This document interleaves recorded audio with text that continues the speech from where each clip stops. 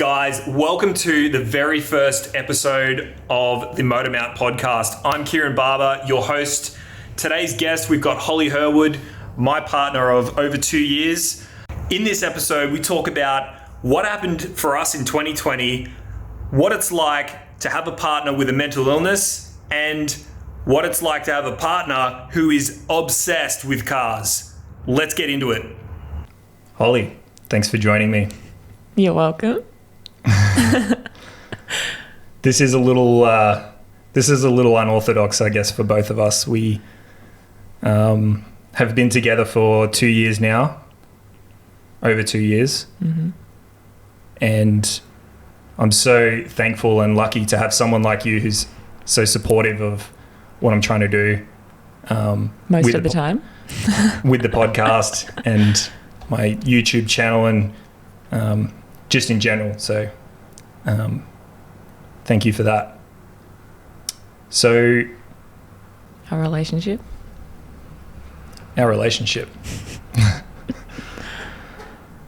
All right. So just take me through like what exactly did 2020 bring for you, and like where were you at the start, and then where are we now, and what happened in between, because it's been a very hectic year. It has. It's been really unexpected. I would say most of my years I have planned pretty well, and in January I can probably see where I'll be in December, more or less, but 2020 was definitely not like that. I started the beginning of 2020 still living in Sydney in a long distance relationship with you.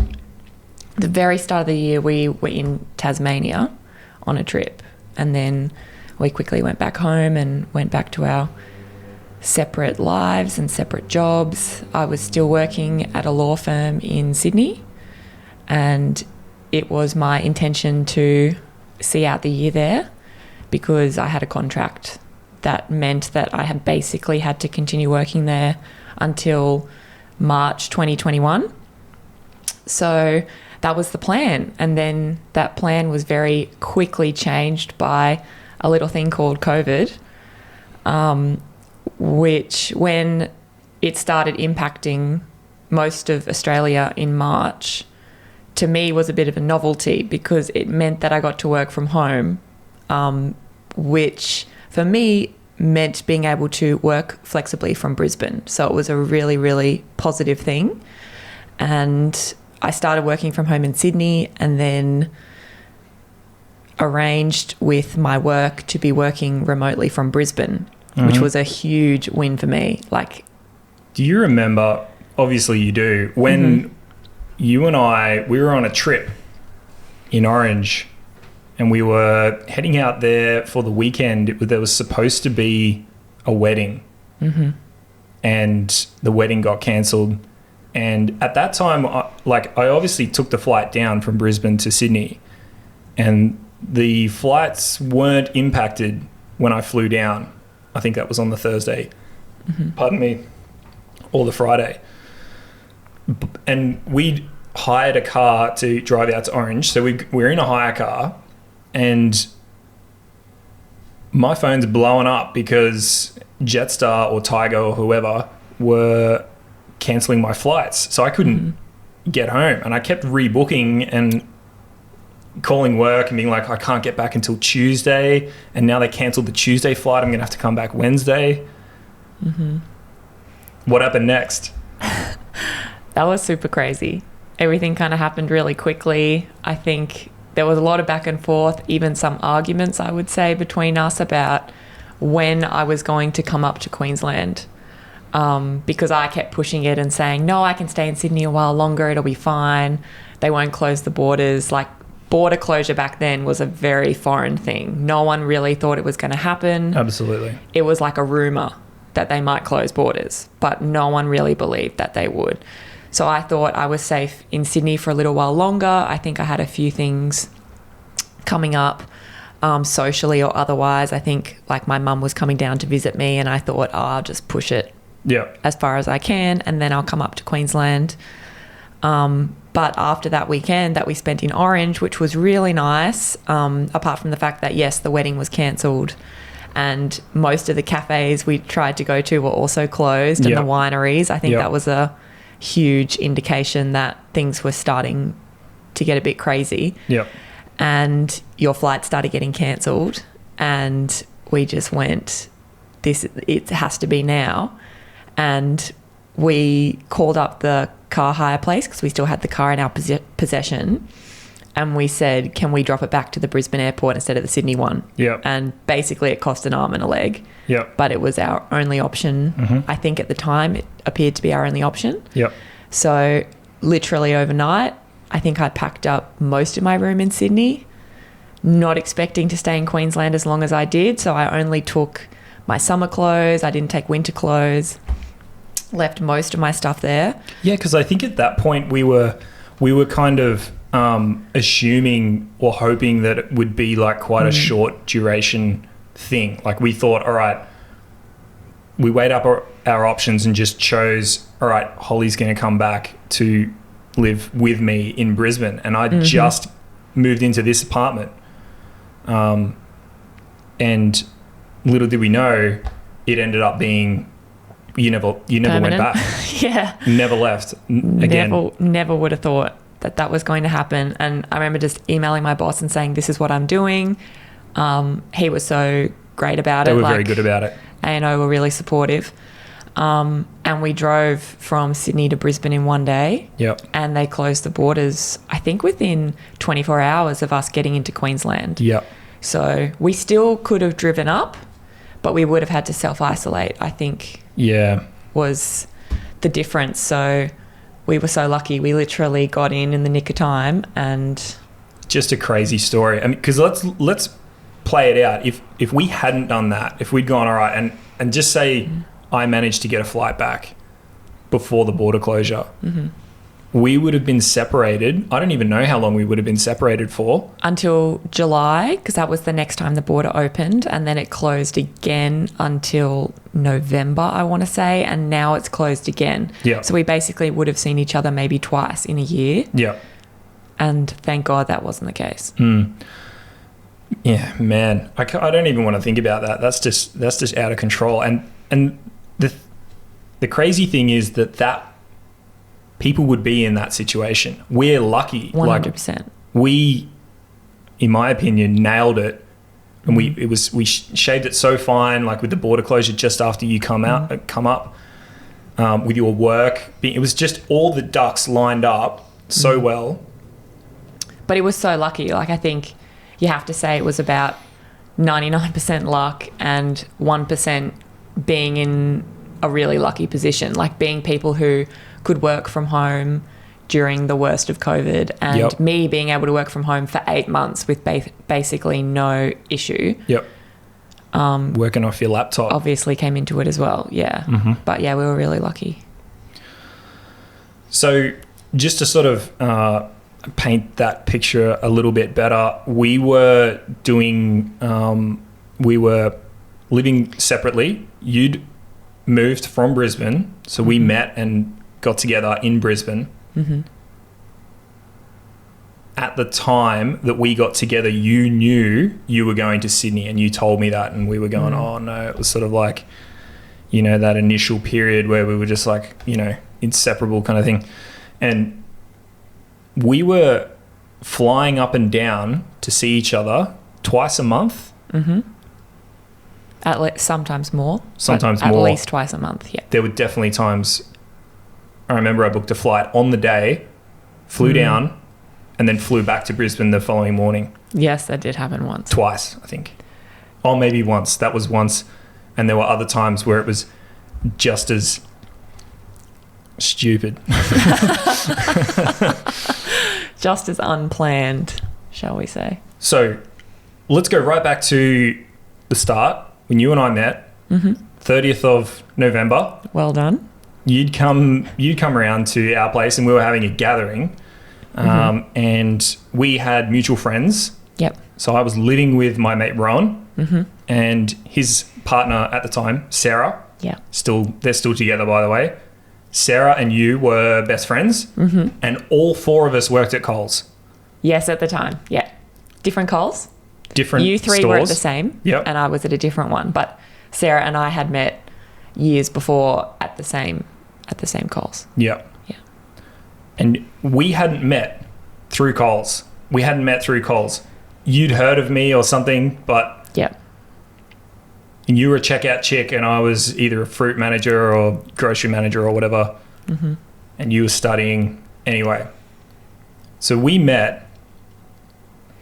How long was it between when we met and when you left for Sydney to go and start working this new job at this fancy law firm?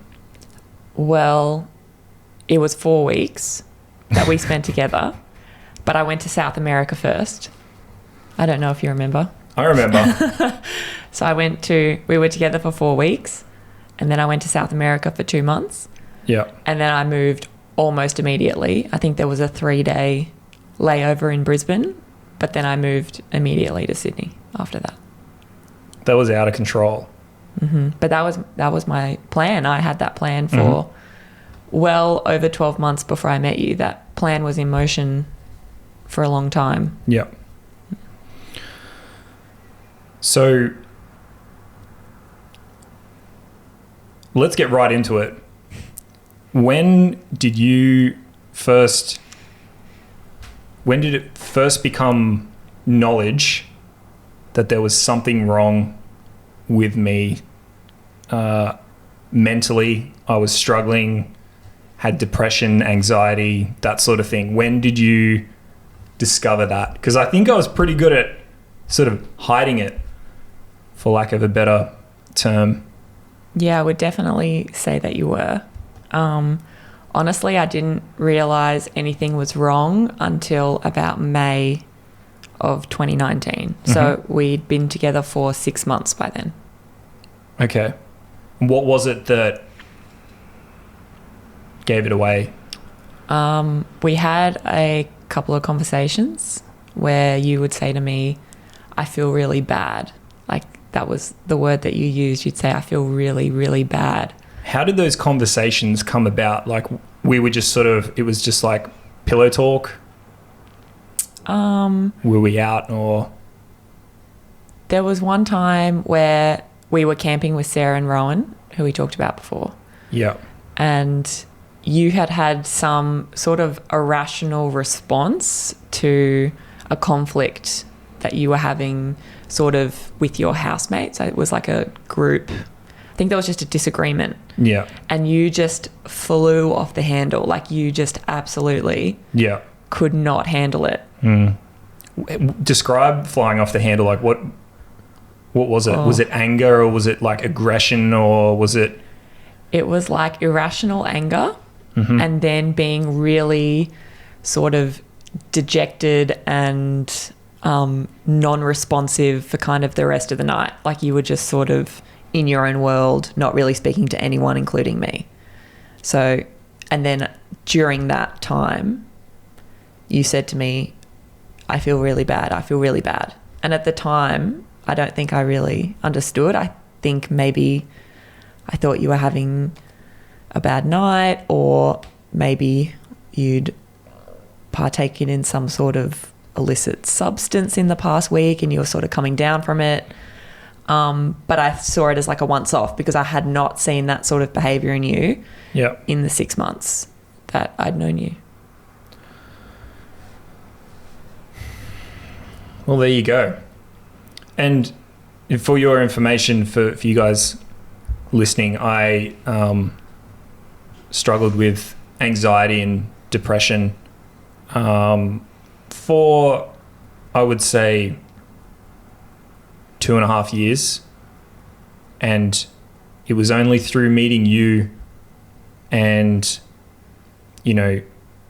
spending time with you and, all the support and that sort of thing that we managed to turn it around. Tell me about the worst moment for you in that sort of, when I was in that frame of mind. When was it worst for you? I mean, there were some really down moments where, like, you were inconsolable sometimes. Yep. And I didn't really know what to do. Yep. And I guess whenever we were apart was probably the worst. Because when we were together, I don't know, I just felt like I could make you feel better. But when we were apart, I just felt like I was making it worse by not being with you. And like maybe you needed someone who was going to be there, who could help you through it, because I was there for you 2 days out of a fortnight, which was really not what you needed. You really did need more than that. So, and I was going through my own things because moving to Sydney was not easy for me, and as change is hard for anyone. Yep. But I was really alone. I had a job that I really disliked and I couldn't find anywhere to live. It was just like a really tough 6 to 12 months for me. And then being with someone who needed me to be like mentally strong when I was probably not, like probably at my mentally weakest. Yep. Was tough as well. I'm not sure if you would agree, but it kind of seemed like I would drag you down. This is just in terms of mood level. I would drag you down and then you would come down and then you would say something to me like, I don't know if I can do this, or, you know, like you said, you got all your stuff that's going on. You just up and moved for this job. You know, it was a really good opportunity. And then you've got this guy to deal with that you really only just met. And did you ever feel like it would all just be easier if you just broke it off? Totally.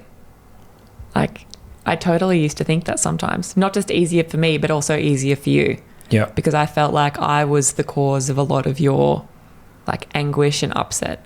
Right. And that if I wasn't around, you might feel better. But then on the flip side, basically I was living until the weekends when I got to see you.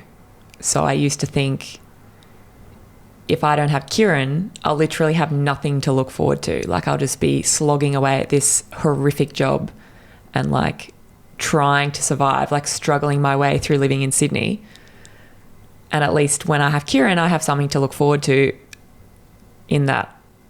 So I think I also stayed with you for the same reasons as why I thought I should leave you. Did you ever think about talking to, like, did you get any help or anything during that period where we were long distance and, you know, it was pretty bad. I remember just quickly, I remember one night where I just felt so terrible. And for someone who hasn't experienced what we're talking about here, for me, it was,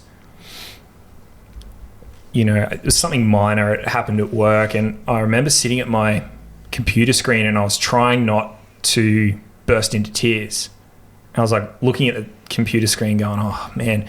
And it was in this office that where, you know, we were sitting in sort of a group of 4, and there was just no, like, I remember going to the bathroom just being like, come on man, get it together, get it together. And I didn't know what was going on, and I just felt for some reason like, you know, someone would say something like just a bit of banter or whatever, and you just go, oh my God, and you take it right to heart.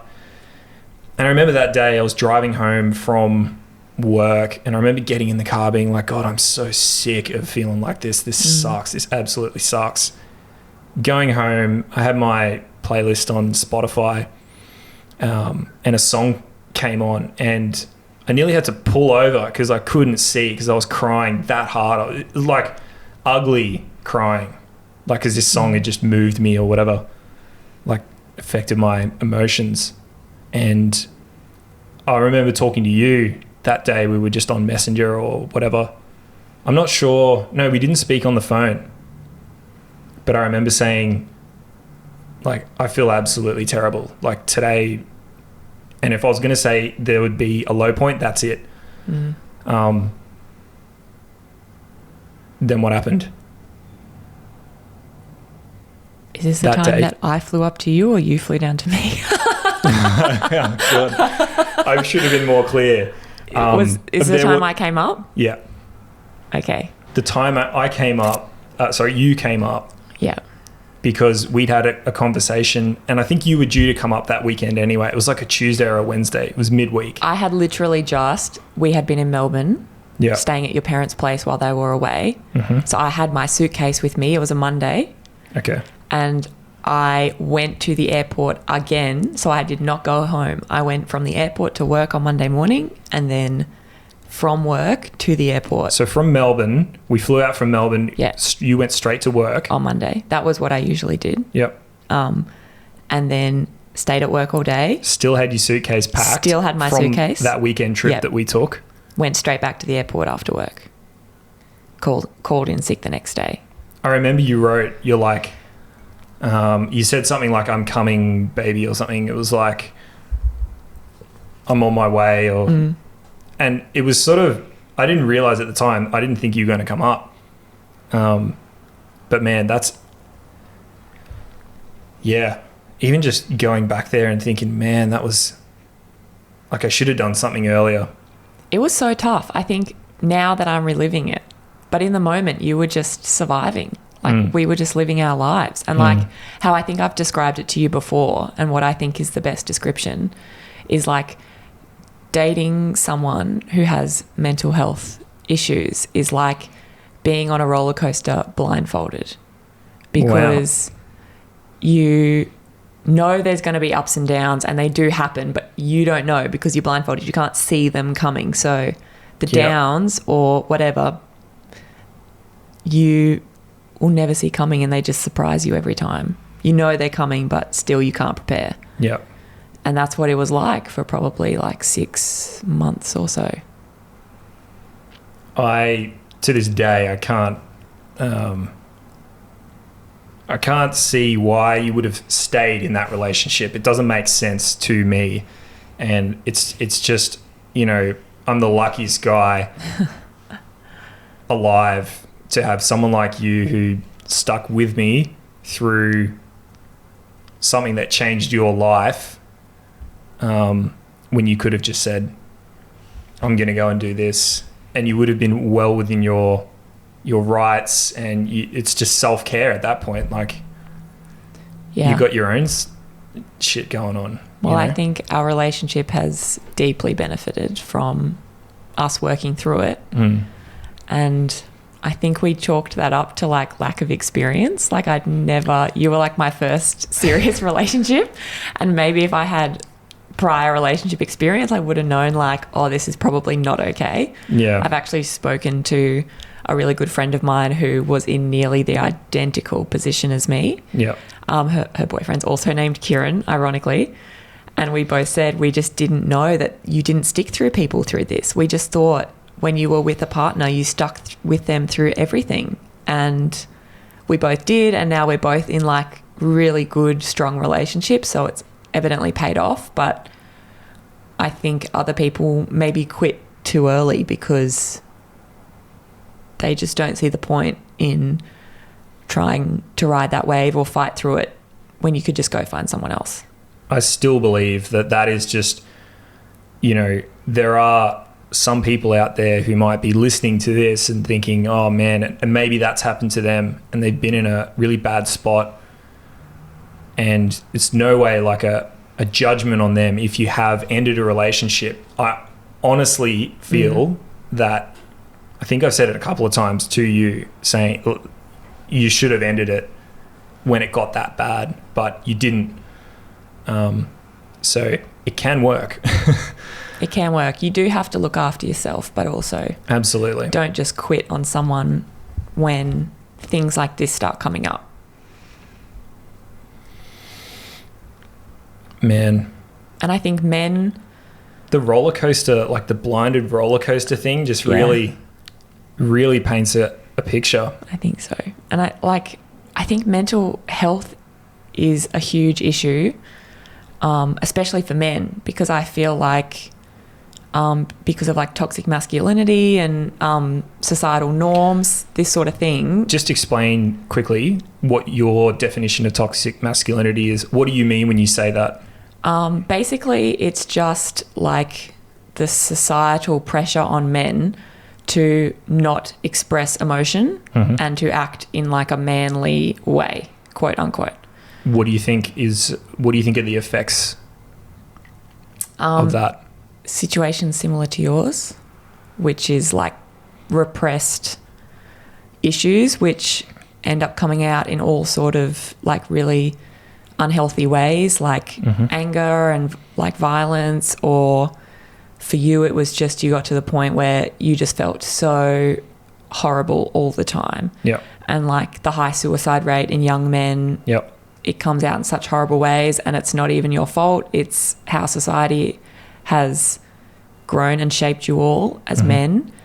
And I think there needs to be more of an acceptance of men who are suffering from mental health issues, and being the partner of someone who has, I feel like if we can be there for them, this issue may not be an issue for our sons and generations to come. If we're telling our partners it's okay to express your emotions and tell us if your mental health is suffering, and if we tell our sons that, this might not be a problem going forward. Absolutely. And I really commend you. Like it's seriously a credit to you. It's just amazing. It's amazing to hear. And for, anyone that's listening, I'm a car guy, and I think a lot of young guys are somewhat into cars or whatever. If you can relate on any level with sort of what I've been saying or how Holly's sort of painted that picture, there is life on the other side. And I remember being in the depths of it, if you like, thinking, man, there's got to be more. I just had this faith that like there was something, and I was missing something, and something was wrong, and this is not normal. Like it got to that point. And sitting here now, I'm well on the way to, I would say, being more integrated. My moods are more stable. I'm in a better frame of mind. I'm doing what I love to do daily, and it's just complete 180 from where I was at.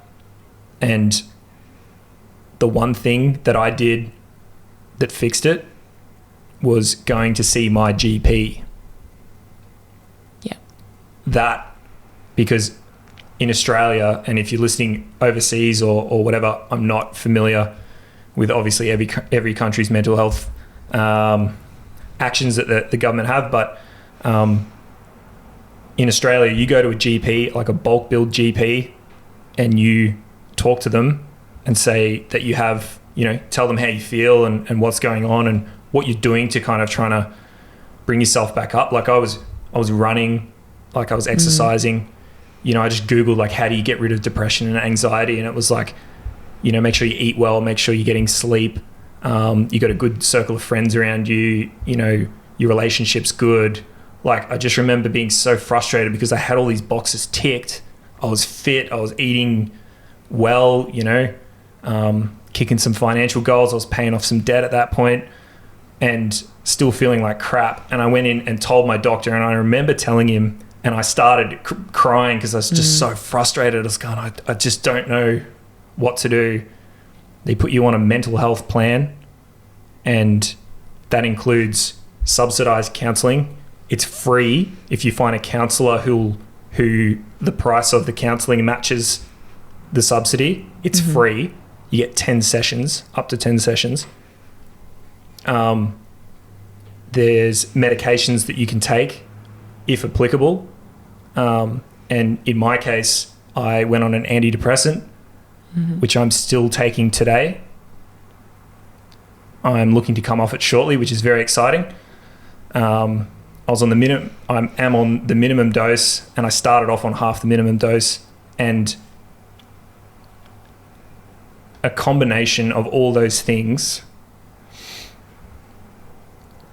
was what has led to this result. So once again, I just can't, I mean, yeah. Let's move on. Mm-hmm. All right. Okay. So we kind of went off on a bit of a tangent there. I think it was definitely well worth it. We're just keeping an eye on the time. We're trying to keep these to around about 45 minutes. So towards the end of the year, we sort of got cut off. Where do we get cut off? May. Yeah, we got to Brisbane and then we never found out what happened after that. Okay, so carry on. Well, I guess we had the lockdown in Brisbane. It was like kind of boring, but also exciting. We made it as fun as we could. Mm-hmm. And you and I were living here. And I remember when you moved in, we still didn't have... We had no furniture. No furniture. We were using a milk crate as like every piece of furniture. It was like a coffee table, dinner table, chair. It was basically all we had. Mm-hmm, mm-hmm. And we just started buying furniture in the apartment that was originally to be yours, but I've basically lived here since the beginning. And yeah, we just set up our house and got Uber Eats on a Friday night. That was our date night. Mm-hmm. And then slowly came out of lockdown. You went back to work. I kept working from home. Yep. And when the borders opened briefly in July, I went down to Sydney and I got the remainder of my belongings and officially moved back to Queensland, I guess you could say. And did not really tell my place of work that. I just continued to work from home. Yep. Everyone else was, so it was fine. And then I just started getting really anxious about the thought of having to go back. And then in about, I want to say September, I started looking for a job in Brisbane. And I applied for one that I was not entirely qualified for. It was the first one I saw on Seek. And I ended up being given an interview and a second interview, and then luckily I got the job. So it was almost like meant to be. It just felt so easy. Like I thought it was going to be a struggle. I mean, I was trying to find a job as a junior lawyer, which is extremely competitive at the best of times, in the middle of a pandemic in Brisbane, which is like not the biggest commercial city. So I went in thinking this is going to be so hard. I'm probably going to have to take a major pay cut if I get anything at all. And then to get this job, which I've actually ended up loving, was like so lucky. Awesome. Yeah. And it's opened up so many opportunities for us now. And then said goodbye to A&O, and they were really understanding. And so I'm officially back in Queensland now. Yeah. Happy to have you. Happy to be here. Honestly, every day I go, best decision I ever made. And all your family's here. Yeah. We do so much. Like we go out on weekends. We just come back from a trip up to Caloundra where your grandma lives. Yeah. And we stay out there for free. We have friends over. Yep. All the time. Yep. Like, I really love our life. I think we have a really good life.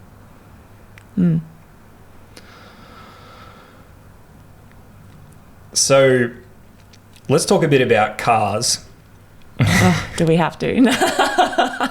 I guess that's the point of this podcast. Absolutely love cars. I want to get your perspective on, what it's like to be dating or be the partner of someone who is obsessed with cars. And just a bit of background, like I've got in a whole bunch of debt for this car. I have a 1983 VH Commodore.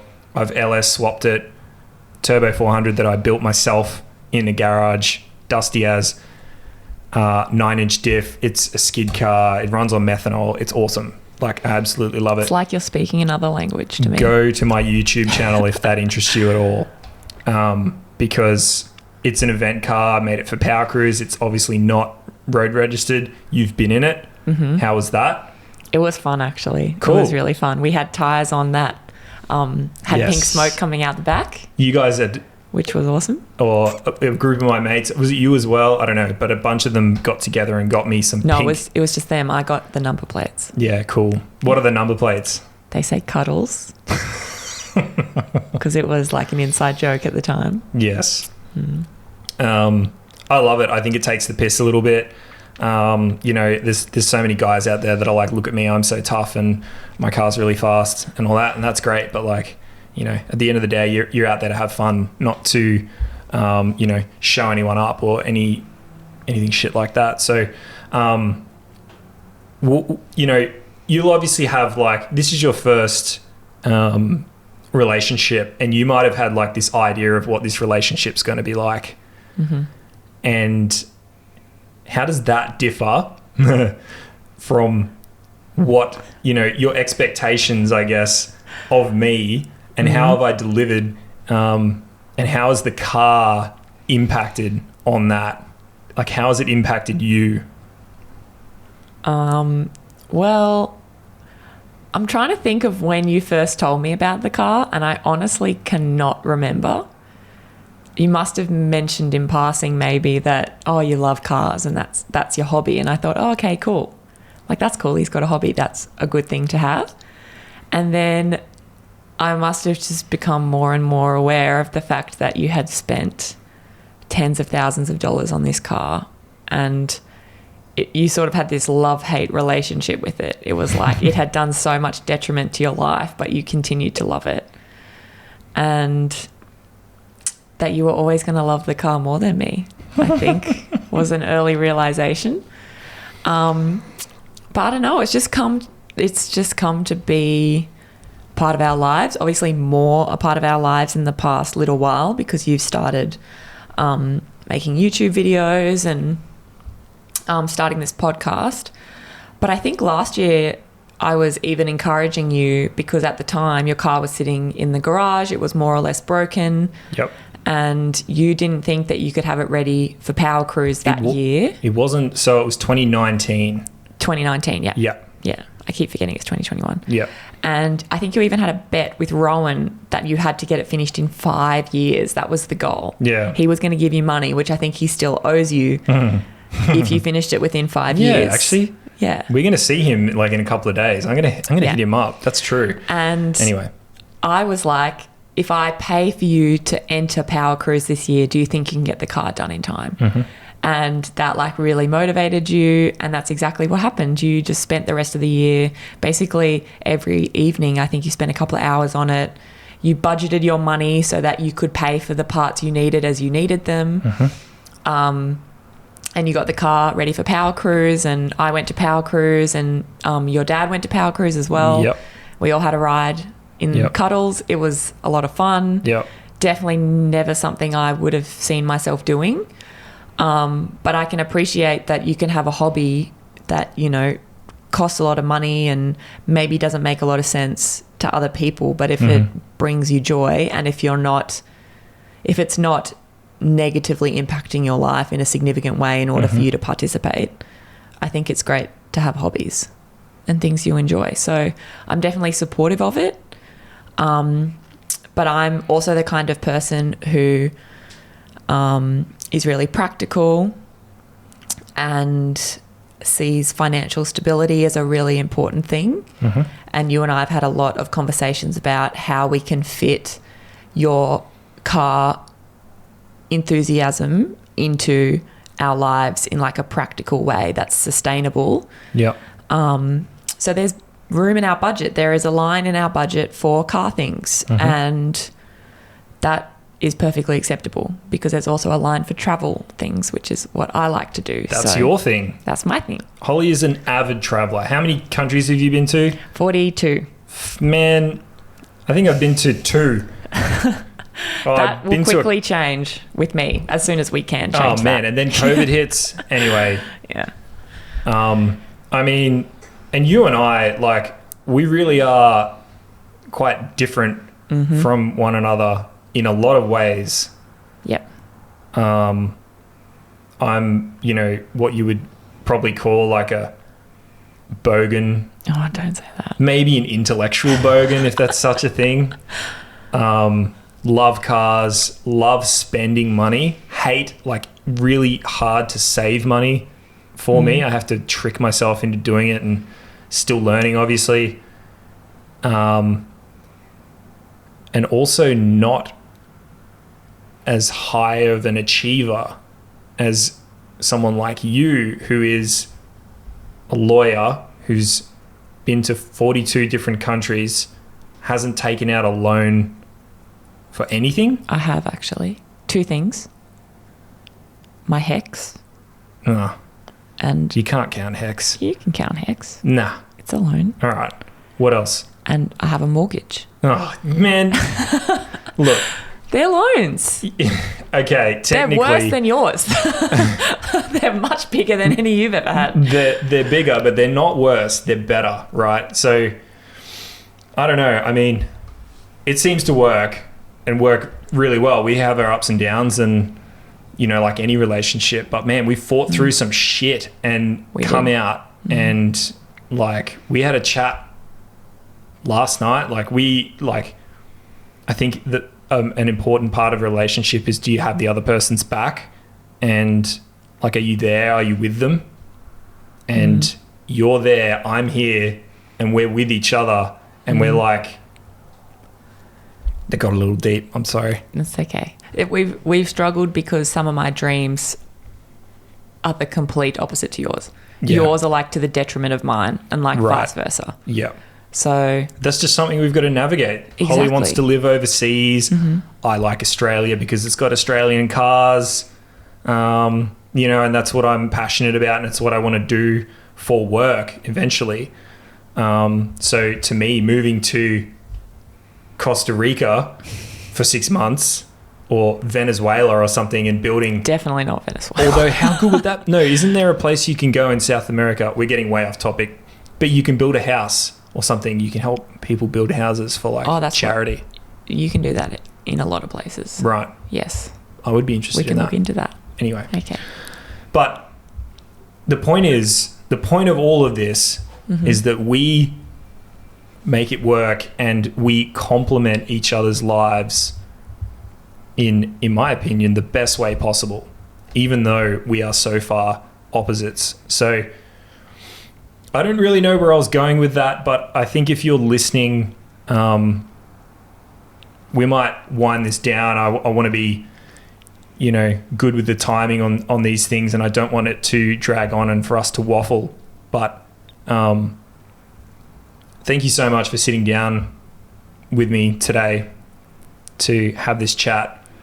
And I honestly hope that someone can listen to this, and even if one person listens to this, guy or girl, whatever, and goes, man, like, and if it prompts you to do something about the way that you're feeling, if you're feeling bad or whatever, because it's everywhere, man, and it's such a silent thing. No one talks about it. I never talked about it, you know, like it was 6 months before you'd really realized. Just do what you got to do, take care of yourself, and if you need to, go get some help. And what that means is going to see your GP, or if you don't want to see your GP because they're your family GP and they might, you know, break that privacy thing, whatever, go see another one. That's my advice. Holly, thank you very much. You're welcome. Handshake. We'll end it there. We're going to go make dinner now? Yep.